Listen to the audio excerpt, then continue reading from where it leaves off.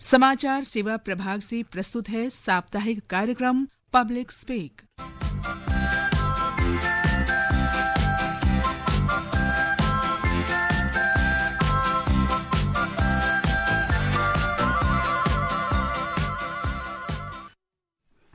नमस्कार, public speak में आप सभी का स्वागत है। मैं हूं लवलीन निगम।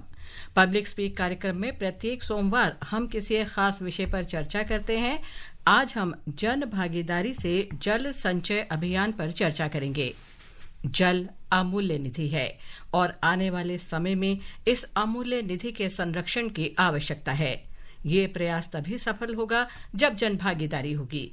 जन भागीदारी से ही जल संरक्षण प्रधानमंत्री की राष्ट्रीय प्राथमिकता पहल बनाने के संकल्प की पहल है, जो जन भागीदारी के महत्व पर तो जोर देता ही है, एकजुट कार्रवाई के लिए भी स्वयं से प्रतिज्ञा को मूर्त रूप देता है कि हाँ, हमें जल की एक एक बूंद को बचाना है, जल संरक्षण में अपनी भागीदारी निभानी है। अपने दैनिक जीवन में जल को कैसे बचाएं, वर्षा जल का कैसे संचयन करें, इन्हीं सब बातों पर चर्चा के लिए आज हमारे साथ स्टूडियो में मौजूद हैं राष्ट्रीय स्वच्छ गंगा मिशन के पूर्व महानिदेशक जी अशोक कुमार। अशोक जी नमस्कार, स्टूडियो में आपका स्वागत है। नमस्ते ललित जी। श्रोताओं, आपके मन में जल संचयन से संबंधित कोई भी प्रश्न है तो आप इस कार्यक्रम से जुड़ें। ये आप ही का कार्यक्रम है, हमें आपकी फोन कॉल्स का इंतजार है। स्टूडियो की फोन लाइंस खुली हुई हैं। आप हमारे स्टूडियो के नंबर 011 यानी दिल्ली का कोड 23314444 यानी 23314444 और 23421050 पर फोन कर अपने सवाल पूछ सकते हैं। आप अपना प्रश्न व्हाट्सएप नंबर 9289094044 पर भी भेज सकते हैं और हमारे Twitter handle @AIR News Alerts पर भी #AskAIR के जरिए अपने सवाल पोस्ट कर सकते हैं। ये कार्यक्रम हमारे mobile app news on AIR और दूरदर्शन की DTH सेवा पर भी उपलब्ध है। अशोक जी आगे बढ़ें उससे पहले हिसार हरियाणा से राजेंद्र की कॉल लगी है, उनका सवाल है, सुनते हैं। हेलो, नमस्कार जी लवली जी और विशेषज्ञ को भी नमस्कार। नमस्कार राजेंद्र जी, स्वागत है, सवाल पूछिए। धन्यवाद। आम आदमी की इसमें क्या भागीदारी हो सकती है जी, ये जानना था। दूसरा नंबर ये है जी, रोड पे हाईवे पे जो जमीन खाली रहती है, जो वहाँ पानी, हाईवे का पानी वहाँ इकट्ठा किया जा सकता है क्या? सरकार की ऐसी कोई योजना है जो वहाँ पेड़ पौधे भी लगेंगे तो वो भी हरियाली पे आ जाएंगे? इसके बारे में जानना था। नमस्कार जी। जी अशोक जी, जैसे इन्होंने बोला, और हम भी, कोई भी आंदोलन या अभियान तभी सफल होता है जब जन भागीदारी हो और उसके लिए जरूरी है जन जागरूकता, जो राजेंद्र जी ने पूछा। नमस्ते राजेंद्र जी, आपने अच्छा सलाह दिया। ये जैसे ललित जी बता रहे थे, जल एक महत्वपूर्ण रिसोर्स है और अगर इंडिया को आगे तरक्की करना है या $5 ट्रिलियन का इकोनॉमी बनाना है, उसमें सबसे लिमिटिंग फैक्टर तो पानी है। तो पानी का हम नॉर्मली हम टेकन फॉर ग्रांटेड था कि ये सब हमारे पास रहेंगे, हमको कमी नहीं होंगे। हाँ, बहुत ज्यादा है तो महत्व जानता नहीं, पर लेकिन आज हमको अभी मालूम पड़ा कि कई जगह पे तो पानी की समस्या बढ़ने शुरू हो गया। कई जगह पीने के लिए पानी की समस्या आता है। तो सरकार भी पिछले 10 साल से ये पानी को सेव करने के लिए, कंजर्व करने के लिए कार्यक्रम कर रहा था। तो ये सब कार्यक्रम तभी सफल होगा, ये सभी सस्टेनेबल रहेंगे जब जन उसमें जुड़ जाएंगे। प्रधानमंत्री हमेशा कहते हैं कि जल आंदोलन तो जन आंदोलन होना चाहिए, तभी जनता की भागीदारी, जन भागीदारी से जल आंदोलन को जन आंदोलन बनाना है। और हाल ही में मन की बात में भी उन्होंने जनता जनार्दन कहा था कि जुड़िए इस कार्यक्रम से, जल बचाइए। कैच द रेन कैंपेन के बारे में उन्होंने 30th के पिछले हफ्ते के मन की बात में भी बोला था। तो जैसे राजेंद्र सिंह बोला, अभी बताया, ये आम जनता इसमें बहुत योगदान कर सकते हैं, क्योंकि ये हर व्यक्ति को पानी से महत्व, हर व्यक्ति उसमें महत्व रखता है और हर व्यक्ति हर एक बूंद पानी को बचाते रहेंगे तो हमारा बहुत सारा पानी बच सकता है दैनिक जीवन में भी। अगर बात तो ये बोलते हैं कि बूंद बूंद पानी को बचाना भरेगा भी। अगर आप बूंद बूंद पानी को बचाना है, वो इसके लिए हर एक आदमी, बच्चे, बूढ़े, जवान, नर नारी, सबको काम करना पड़े, सबका योगदान रहेंगे, तभी एक आंदोलन जन आंदोलन एक्चुअली रूप में हो सकता है और सक्सेसफुल हो सकता है। राजेंद्र सिंह जी ने बताया वो रोड के बगल में पानी इकट्ठा कर सकता है। तो कई जगह पे ये पानी का संग्रह करने के लिए I call it natural buckets हो सकता है। उसमें तालाब भी हो सकते हैं, कुएं भी हो सकते हैं, टेम्पल्स का पॉन्ड्स हो सकता है, ट्यूबवेल बोर जो रिचार्ज कर सकते हैं। कई जगह पे हम नेचुरल बकेट बना के उसमें पानी को स्टोर सकते हैं, रेन वाटर को। तो ये रोड के साइड का एरिया में भी पानी स्टोर कर सकते हैं, पर उसमें एक प्रॉब्लम होता है कि ज्यादा खुला रहेंगे तो कभी मच्छर आने की संभावना हो सकता है। But then areas which can be used for storing water are the huge lake, we have lot of reservoirs, step wells, ऐसे बहुत सारे पानी का इकट्ठा करने के लिए स्पेसेस अवेलेबल, उसमें वाटर स्टोर कर सकते हैं। जी, ओडिशा केंद्रपाड़ा से देश दीपदास का सवाल है। हेलो। हाँ जी, नमस्ते। नमस्कार देशदीप जी, सवाल पूछिए। जी मैम, मेरा सवाल है मतलब what are the initiatives for rural areas for conserving water? Initiatives देखो, it's actually this is a very interesting question you have asked. See, the government of India and the state governments are taking lot of efforts to ensure that lot of water is conserved, and they are giving lot of incentives also on this. Now, government had started a program, big campaign called Catch the Rain, Jal Shakti Abhiyan Catch the Rain.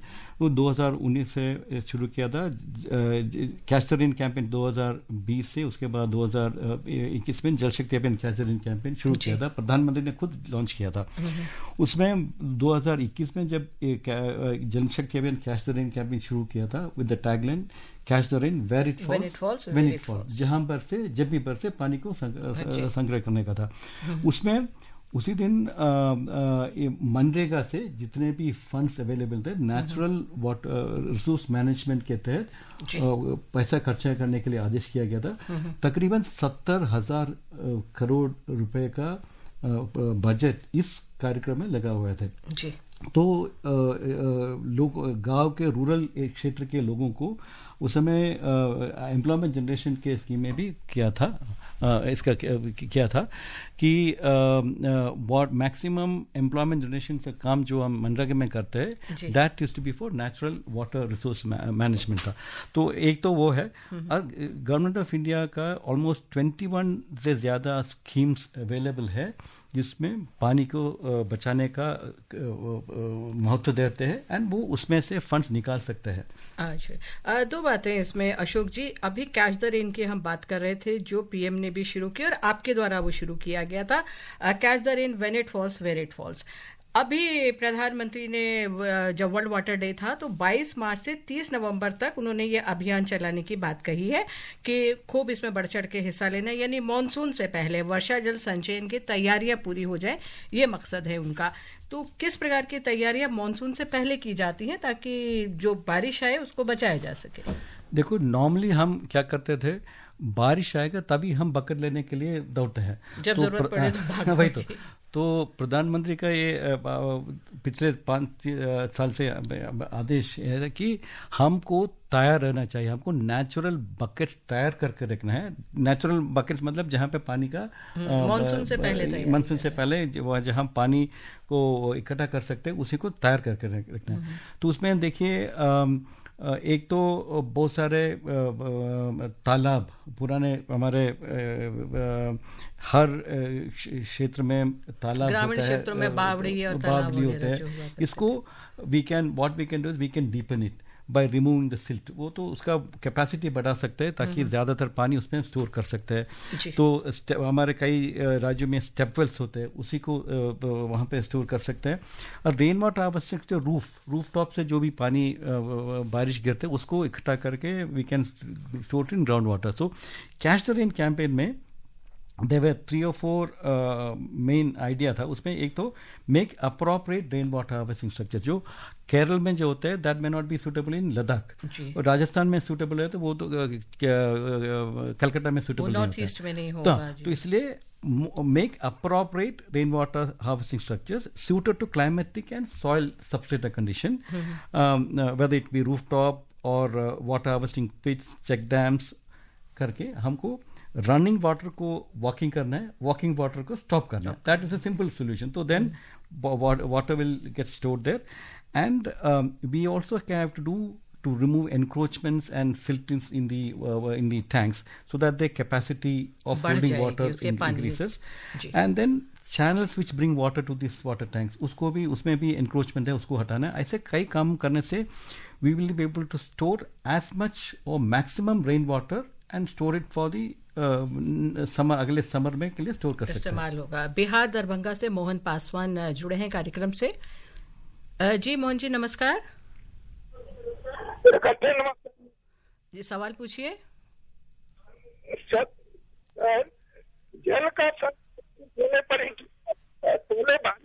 आपकी आवाज काफी cut cut के आ रही है। कितने पेड़ लगाए sir की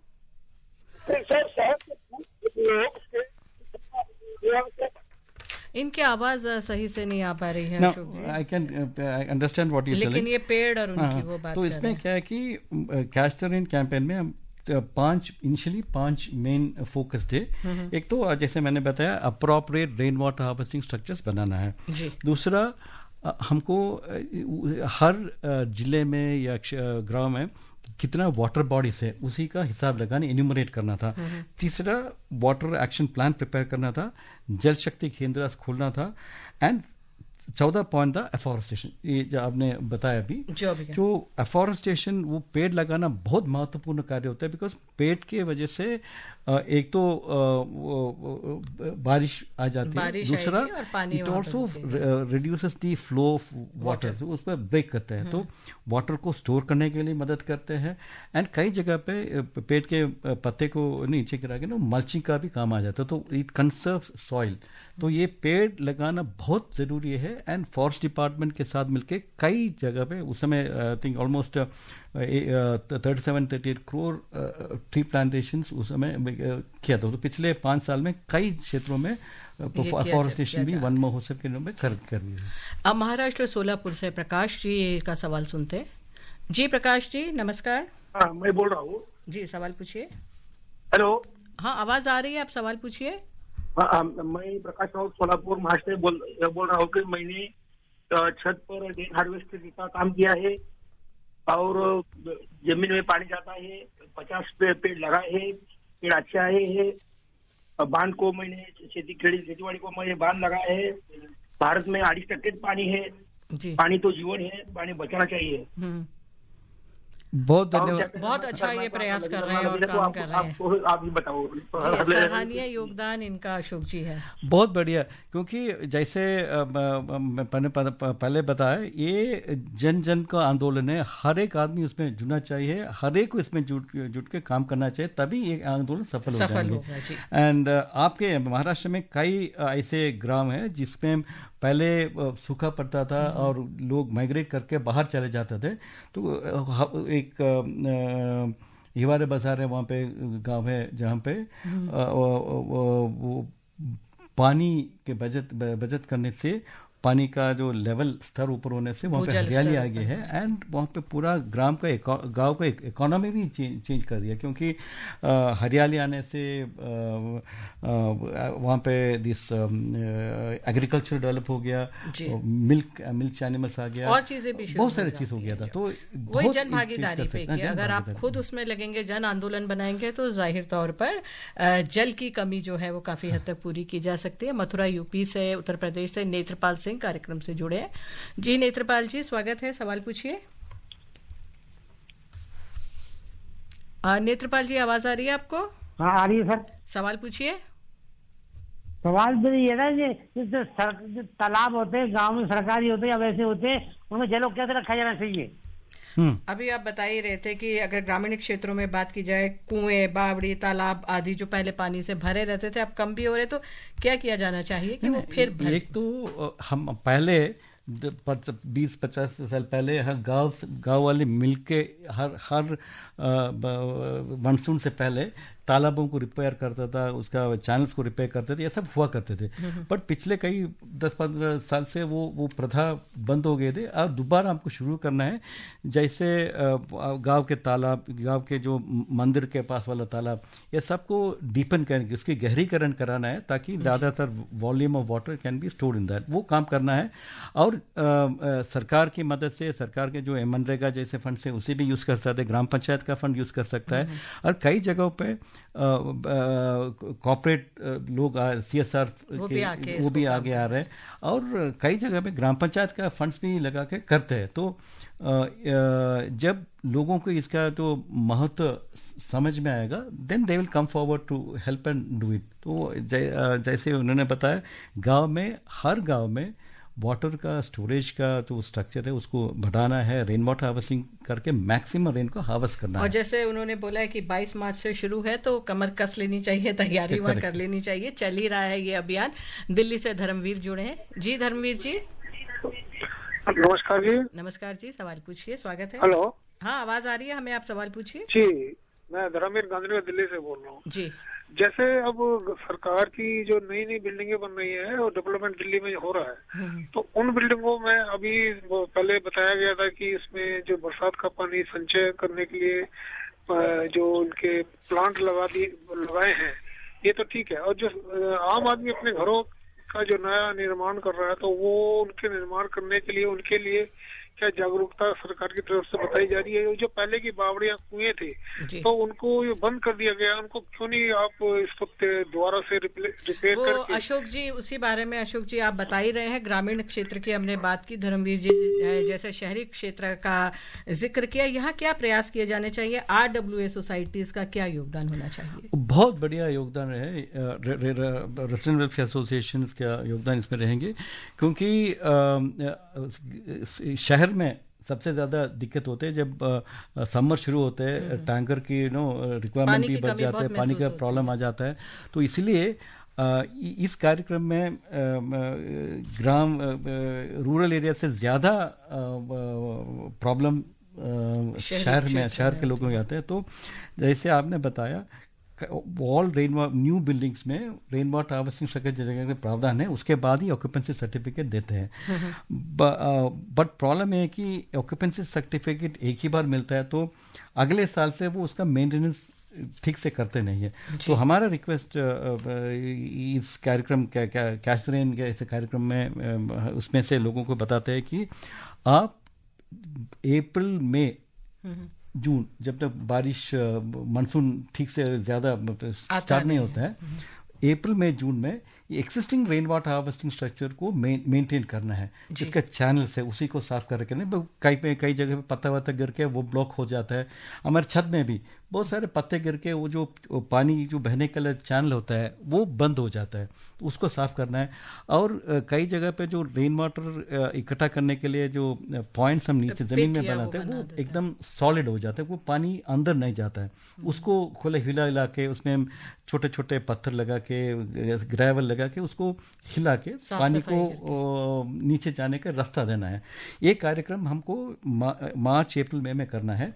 और ये जो पर्टिकुलरली दिल्ली जैसे शहर में बहुत सारे पार्क्स होते हैं, तो वहाँ पे एक्टिव रेसिडेंट वेलफेयर एसोसिएशन होता है। तो इन एरिया में इस रेसिडेंट वेलफेयर एसोसिएशन को ये कार्यक्रम करना है पहले कि उनके एरिया में जितने भी बिल्डिंग्स हैं उसके छत का पानी को इकट्ठा करके आइदर एक वहाँ पे पार्क में या कहीं पे उसमें जमा करना है।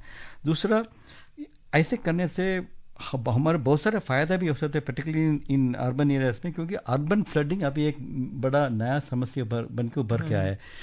अर्बन फ्लडिंग इसलिए होता है क्योंकि बारिश का पानी, एक तो बारिश अभी ज्यादा भी हो रहा है, बारिश के पानी को जाने का जगह नहीं है, प्रॉपर रास्ता नहीं मिलता है, तो पानी और हम कई जगह पे कॉन्क्रीट और टाइलिंग करके अपना आंगन भी पूरा वाटर टाइट पक्का कर देते हैं, वो मिट्टी वाली जगह कच्ची छोड़ते नहीं है, वो पानी नीचे जमीन में जाने के लिए रास्ता नहीं है।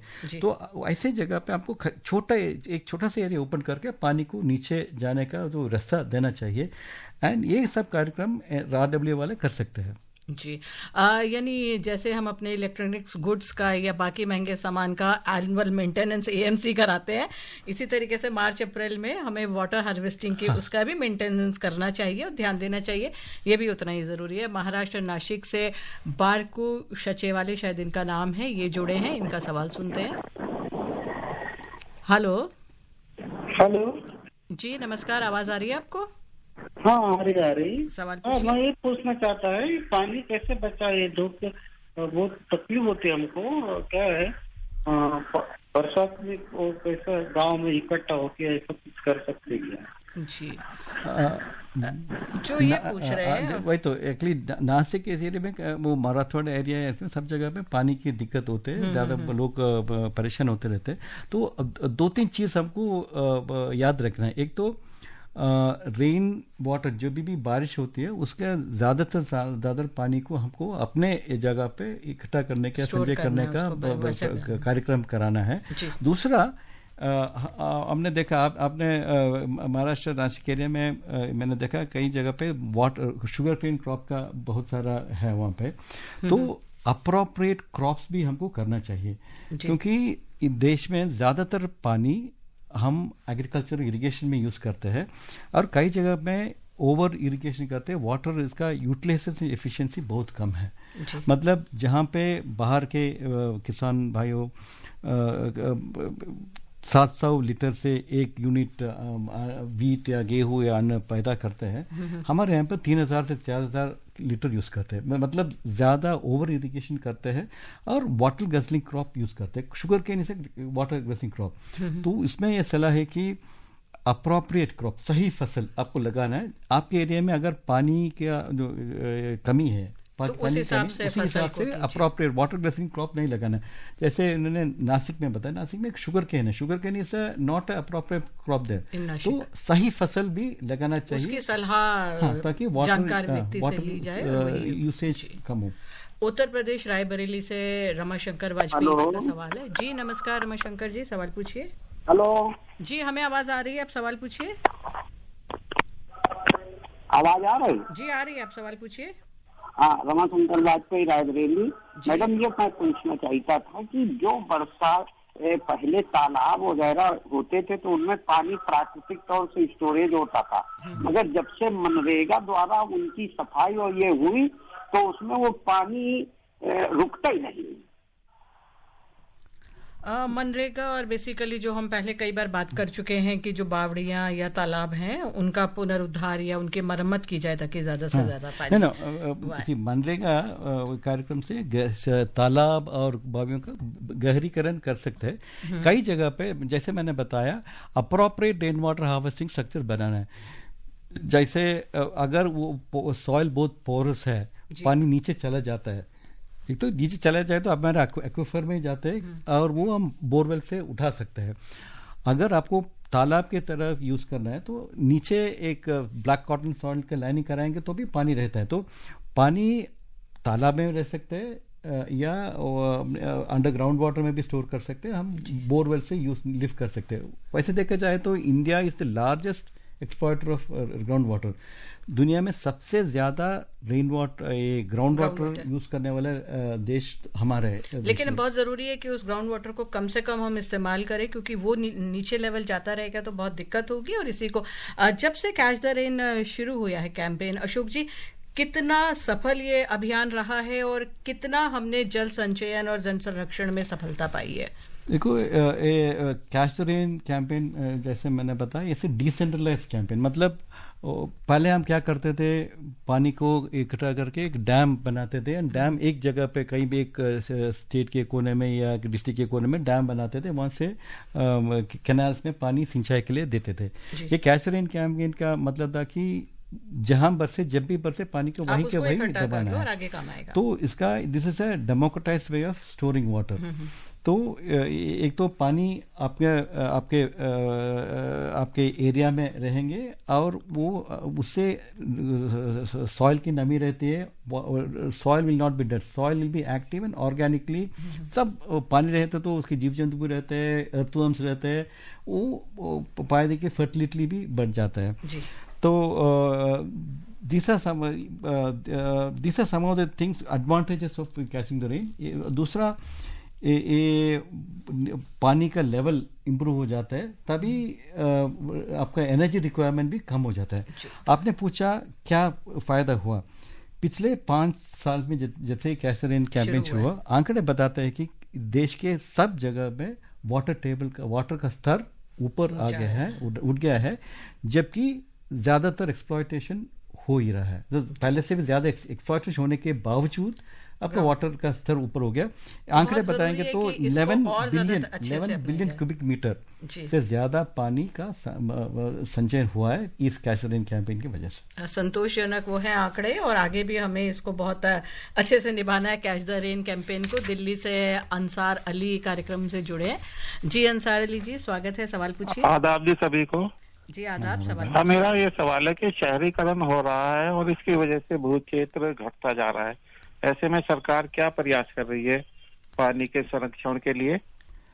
देखो, मैं ये बताता हूँ सरकार क्या कर रहे हैं, वजह से वी शुड टेक, हम क्या कर रहे हैं, तो ये सब मिलके हमको काम करना है, सरकार के ऊपर नहीं छोड़ना है। बट सरकार अपने तरह से ये ऐसे कैंपेन, जन अवेयरनेस कैंपेन करते हैं, मनरेगा जैसे फंड्स प्रोवाइड करते हैं, अमृत में फंड प्रोवाइड करते हैं, जैसे तालाब रिपेयर करने के लिए, तालाब बनाने के लिए, इसका गहरीकरण करने के लिए सब पैसे देते हैं, और लोगों को प्रोत्साहित करने के लिए टैक्स में भी, मतलब कई जगह पे कई municipalities, corporations rain water harvesting structure बनाएंगे तो उसमें टैक्स में भी छूट देते हैं। ये ऐसे इंसेंटिवाइज करते हैं। तो हम सब मिलकर इसको काम करना है, हम सबको एक आंदोलन बनाए, सरकार के ऊपर नहीं। जी हाँ, जल है, सबके लिए उपयोगी है, और जन आंदोलन की ही हम बात कर रहे हैं कि सबको मिलके करना पड़ेगा। अभी आप सरकारी सहायता और मदद छूट की बात भी कर रहे थे। अशोक जी, उपयुक्त स्थान कैसे हो जल संचयन के लिए? जो रेन वाटर पिट होता है उसे कैसे तैयार करें, और अगर हमारे घर में लगभग कितनी जगह चाहिए होगी अगर हम अपने घर या उसमें? This is a very important thing, क्योंकि हमको टेक्निकली हमको पता होना चाहिए कैसे काम करना, कैसे कितना खर्चा होना चाहिए।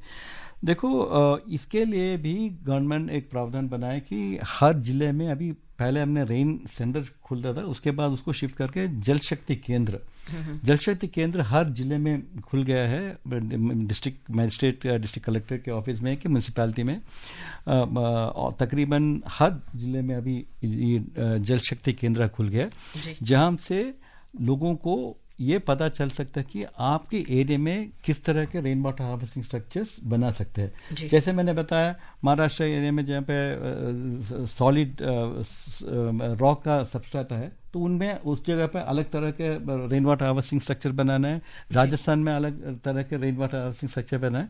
तो आपके एरिया में उपयुक्त रेन वाटर हार्वेस्टिंग स्ट्रक्चर के बारे में जल शक्ति केंद्र में पता चल सकते हैं। आप अगर आपके डिस्ट्रिक्ट कलेक्ट्रेट के ऑफिस में पूछेंगे तो बताएंगे कैसे कैसे स्ट्रक्चर बना सकते हैं, उसका कौन सा कितना कॉस्ट रहेंगे, ये सब के बारे में वो टेक्निकली सलाह देंगे।